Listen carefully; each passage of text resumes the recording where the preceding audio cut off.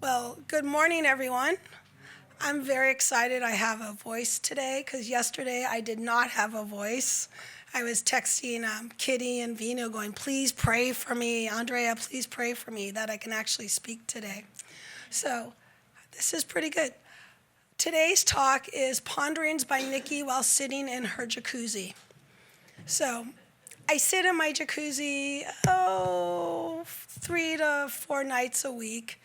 And I was sitting there the other night and looking up at the stars. And here in Los Angeles, because the lights are so bright, you see stars, but you don't see them all. And I was thinking about how Ernest Holmes says there's a power and good in the universe available to everyone, and we can use it for good. But how do we know there's a power in the universe?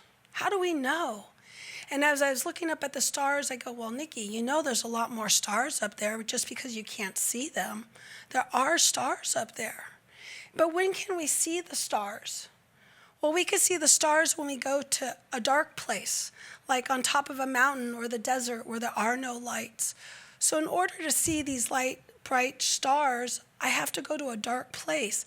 And sometimes when we go to a dark place in our life and we're struggling, that's when we really see the light. That's when we see this power for good that is within us that we can use.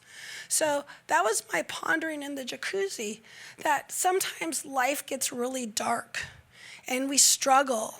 And Ernest says, I do not believe that God has imposed suffering upon anyone to punish them or to teach them lessons, but sometimes our human selves will take us to that dark place.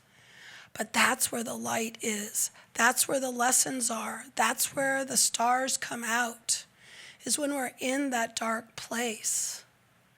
And what helps us get us through that dark place is love.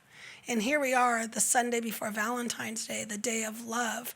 Or I used to call it Single Awareness Day. But now I call it Loving Myself Day. So I don't have to have a Valentine to love myself. So I can make sure, no more joking about it being Single Awareness Day. It's now the day for me to really treat myself with love.